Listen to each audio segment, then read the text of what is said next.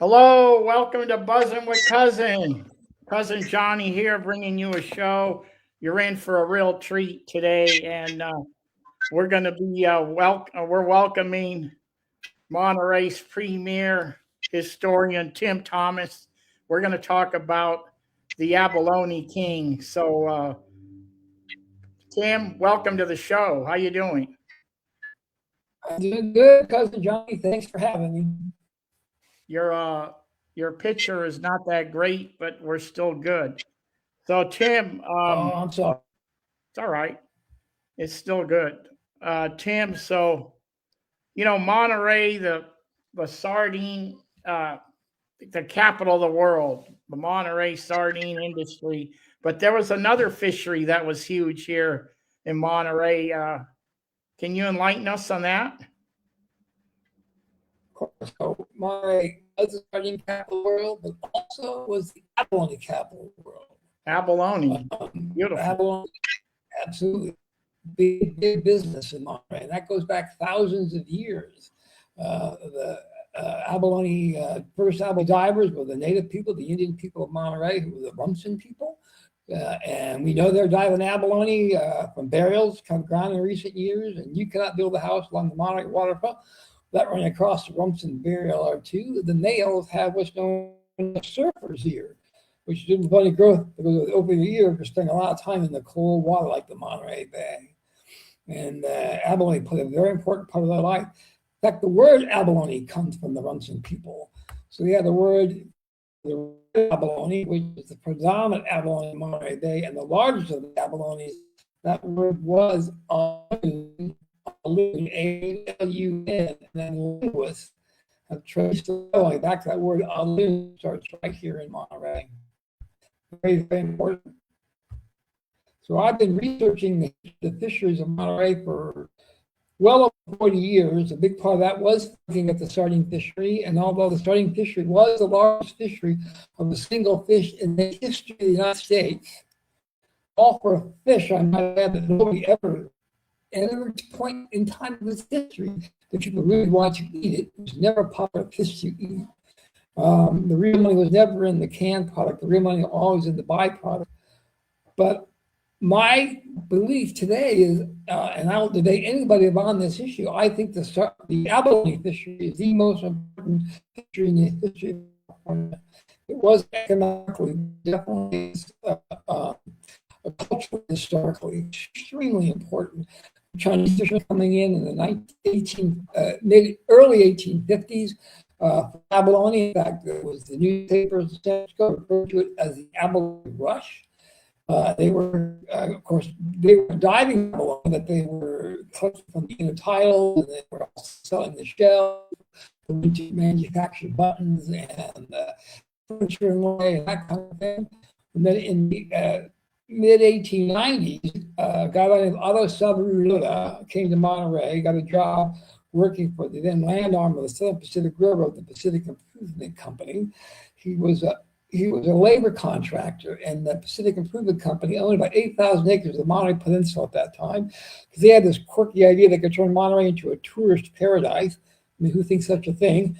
And he was gathering wood one day near the wharf for his workers, and he looked into the harbor and he saw all this abalone down there. In fact, so much abalone, he described it in a letter as being a carpet of abalone, and nobody doing with it. And the reason nobody's doing anything with it is because nobody knew what the heck you're supposed to do with it. Unless you're preparing abalone properly, it's kind of like eating a rubber boot. The Japanese, who've been doing abalone for centuries, they knew what to do with it. So notice on Rice, the weather back to the government of Japan said, hey, all this abalone here, nobody wants it. The government of Japan sends a guy here named Nosuke Kodani, whose family was in the abalone business in the Chiba prefecture of Japan, an area known as Minamboso, a big, beautiful peninsula that today looks a lot like the Monterey Peninsula. His family are famous for the dried, salted abalone. He comes to Monterey, goes, oh, this is great. Learn a lot of abalone. These abalone are big. In between that time, Noda goes down to what is now Cannery Row and leases a piece of property down there. And if you know Cannery Row, there's a big empty lot that's right next to the El Torito restaurant that sometime in the future there'll be some kind of marketplace there. or so they keep telling me. He leases that piece of property and sends back to Japan other Japanese fishermen, creates a Japanese fishing colony on that site. Kodani sends for abalone divers known as ama, or free divers. They come over. 3 of them arrived in late 1897, 98. We know who they are. I've actually seen their passports. They're picked up at the train station, taken down to Noda's campsite on what is now Cannery Road. Got dressed that next day in their traditional ama gear, which just consists of a little thin white cotton outfit, a pair of goggles which had pig's blood in it. It would squeeze to help release the pressure. They jumped into the water and began to dive abalone in that cold water of Monterey Bay. It was traditional. Those guys are really good at that. And some of those guys can hold their breath up to 8 minutes while they're gathering abalone. But around that same time, the Japanese were experimenting with the helmet gear, and they sent for helmet divers and began to helmet dive in Monterey Bay. It was far more efficient. Divers could be down all day collecting abalone. And then initially, all the abalone was being dried and then shipped back to Japan. And there was no Western market for it here in Monterey at that time. And then in 1913, a couple things happened. In 1907, actually, a German restaurateur named Chef Ernest arrived in Monterey and opened a small little restaurant on Alvarado Street called the Cafe Ernest. So it's European-style, Bohemian-style restaurant. Folks go and spend the whole evening in the restaurant. And in those days, people, believe it or not, did not eat a lot of seafood in Monterey. They did eat oysters. Oysters were very popular, not just here, but everywhere. You don't get oysters in Monterey Bay. The oysters had come by train. We used to raise oysters in oyster farm in the Oakland estuary at that time. And so if you know about trains had a tendency to break down, be a car on the track, something will slow that train down. Oftentimes, Papa would go to the train station to get his order of oysters and may be spoiled. Like any kind of seafood product, especially shellfish, they don't stay fresh very long. Always looking for something new he could serve in a restaurant. He's watching all this dried abalone leaving the Monterey area. He says, abalone, kind of like giant oysters. He brings it to his restaurant one day, experiments with it, comes up with this famous recipe. You slice the foot. So after eating abalone, at least Western style, you're eating the foot. It's just a big green snail. Then you pound it, and you don't just pound it. There's a certain technique to doing that. Then with the egg wash, cracker quickly in olive oil and butter, and soon people came from all over. All these steaks from Pop's restaurant, and they sing songs and line poke. Like some folks post the quail on toast because they think it's Tony, but I'm content to owe my rent and live on abalone. George Sterling wrote that in his guest books in 1913. 1913, Johnny, is a very important year. In 1913, the state of California made it illegal for the Japanese to ship dried abalone out of the state of California. Okay. That was their business. Also, in 1913, Chef Ernest gets offered a job to take his abalone recipes to that sophisticated audience in San Francisco, a restaurant called the Hofbrau.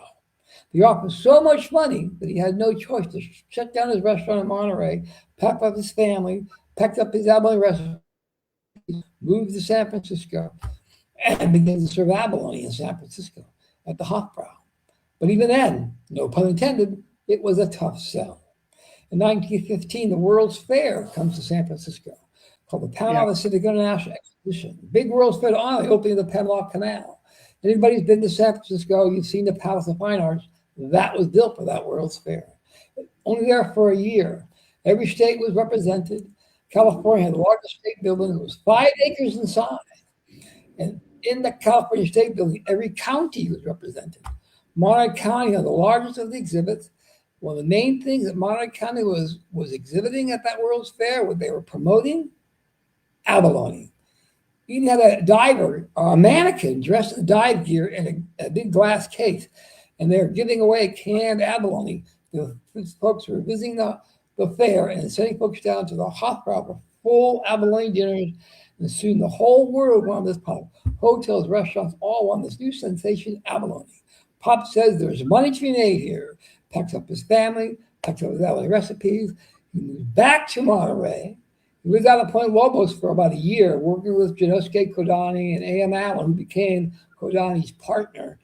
And they were preparing abalone steak, shipping them to hotels and restaurants throughout Northern California.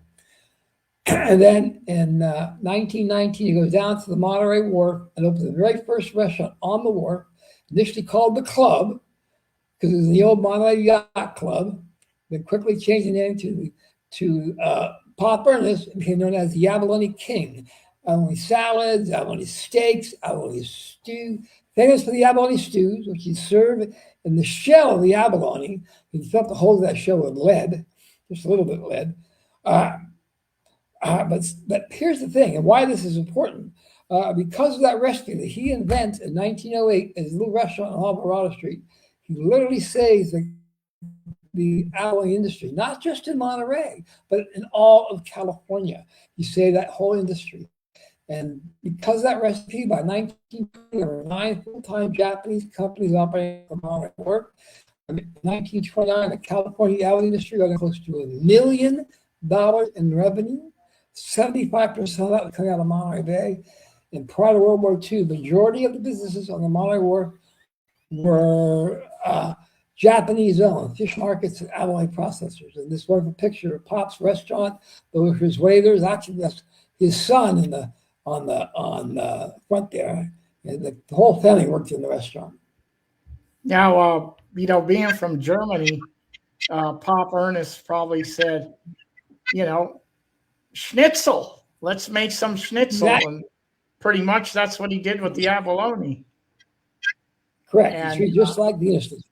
It's beautiful. It's breaded, lightly breaded, and it's delicious. Yeah. I mean, and so the Abalone King. Now, Tim, how long did he have the restaurant? Well, 1919 to 1952.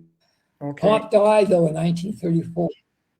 And the 2 sons continued until they sold it to the Cerritos in 1952. It became Cerritos Restaurant. And it was Cerritos, and they still remember Cerritos Restaurant. And look at that beautiful, look at that delicacy. Abalone. It was Cerritos. I got some more photos. Yeah, that's great. And I got some more photos I'm going to show here.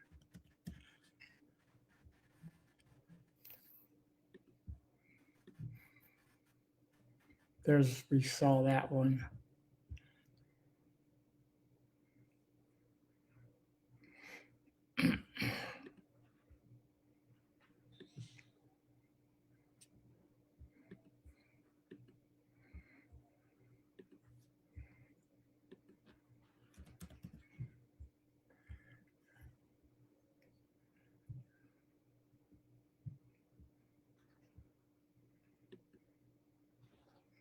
Now, Tim, there's going to be an abalone festival coming up here, and you're instrumental in doing it. Can you explain that to us? What's going on with that?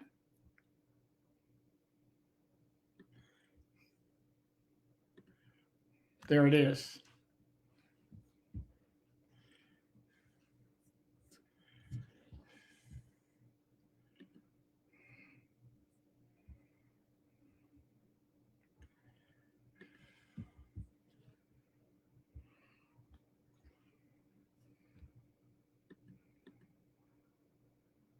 We lost Tim there he is.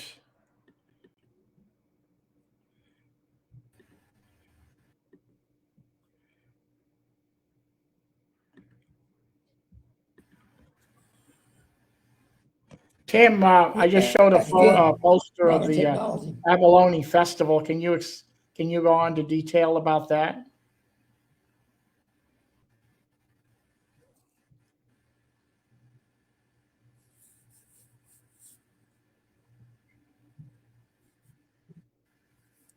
All right, here we are again. Yeah, Tim, I just showed a poster of the Abalone Festival that you're instrumental in. Abalone Festival? Yeah. Yes. We did. Last year we had the Abalone Festival. It was sort of beginning of the 100th anniversary of the JC Hall. And it was such a popular event. We decided to do it again this year. It'll be on August 1st and 2nd. It'll be a little different from last year. And we're having an art component this year. So if anybody artist out there or anybody wants to look into the inner Picasso, if you were interested, we have wooden Picasso, big abalone shell. And you come and get one and paint it, and we'll hang them up at the JC Hall. And the visitors will be able to pick the best one, or at least vote for their favorite one. You just have to contact me if you're interested in doing it. So contact him, contact me. I'll contact him if you're interested in doing the competition for the painting of the abalone shell. Yeah. And I just want to add that the Japanese American League there on Adams Street is where the event is going to be. And also behind that hall is a beautiful Japanese museum. The curator is the one and only Tim Thomas. That it's a really great museum. So if you get a chance to go there, when's that open, Tim? On the weekend or? It actually doesn't have any set hours. We open it up for special events and school programs, and it's by appointment. But so you can call me, and I usually open it up if you ask me to.